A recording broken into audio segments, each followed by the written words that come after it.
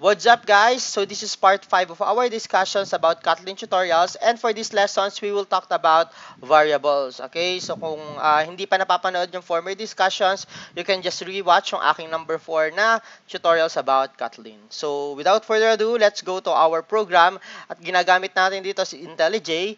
So, start tayo from scratch. So, again, if you want to create your main, so, lagyan nyo lang si main. Pinakita ko na yan last time. So, gagamitin muna natin is yung walang arguments. Okay? So, in here, para saan ba si variable? So, si variable, guys, is ginagamit natin, is used to store data.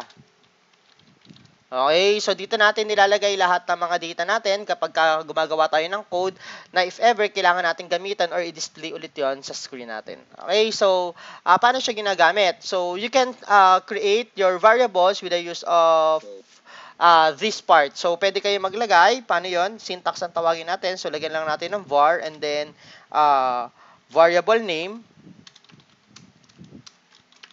And then, lagyan natin ng lagyan natin ng colon, and then lagyan natin ng data type. So, don't worry, bibigyan ko kayo ng discussions about data type sa susunod na tutorial. So, but for now, pag-aralan muna natin again yung variable, ha. Data types, and then lagyan natin ng equal sign, and then lagyan natin ng value.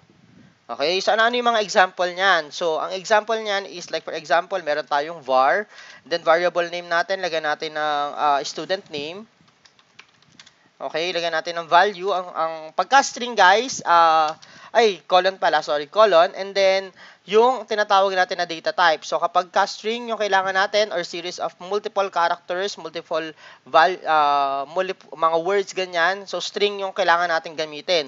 So lagyan natin ng string, capital S no, string and then equal sign and then double quote pagka-string and then lagyan natin ng value sa loob. So, lagyan natin ng JSON. Ayan. So, si JSON is may store siya kay variable name na student name. At ang type niya is isang string. Okay, so if we want to display this on the screen, paano ginagamit? So, print ln and then lagay lang natin dito yung tinatawag natin na variable name. So, student name. So, again, si variable is ginagamit natin to store para makapag-store tayo ng value and magamit natin sa future uses. Okay? So, pagka nirun natin to, automatic, magdi-display yung word na JSON dito sa screen.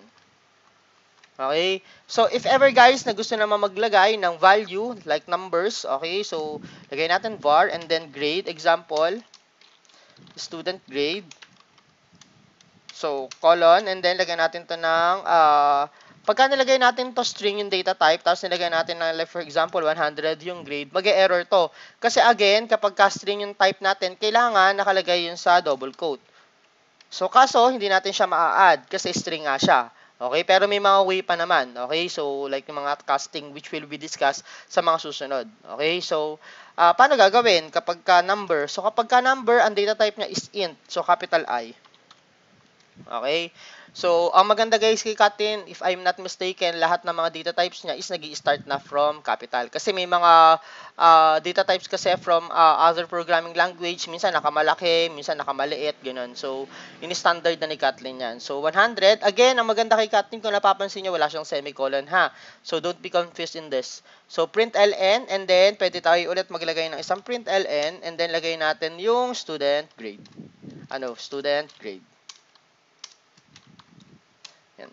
So, kapag niran natin yan, automatic i-display niya sa screen si JSON saka si 100. Pero may iba pang way, guys, how could we display yung value na to? Dalawa.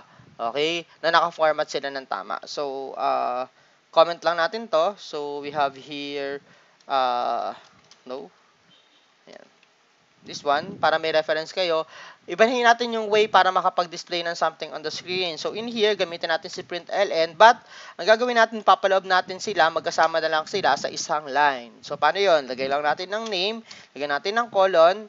Colon is, hindi siya kamukha nito ha. Okay, ito is isang string na since nakapaloob siya kay double quote. So, babasahin na siya bilang word.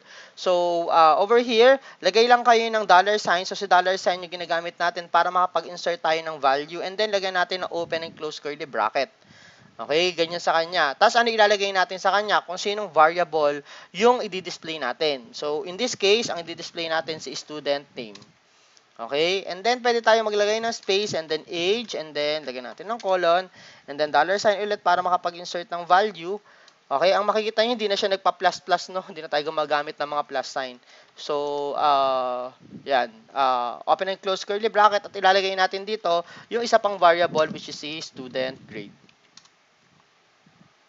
Okay? So, disregard nyo muna guys yung mga, ano na yan ha, yung mga, naka-yellow line na yan. We will, ano yan, i-deal natin yan sa mga susunod na discussions. Okay? So, basta mahalaga, pag-aralan muna yung basic dyan muna kayo mag-focus. Especially kung bago. Okay? So, run natin to. Let's try. Ano yung magiging output? So, magiging output niya is name, this one, tapos may colon, tapos in-insert niya yung value. Ayun, JSON, and then age, colon, and then 100. Okay, so that is the way how could we display yung mga values ng ating mga variables. Okay, yun din yung tinatawag natin na mga variables on Kotlin. So, sa susunod na discussions, we will talk about data types. Okay, thank you.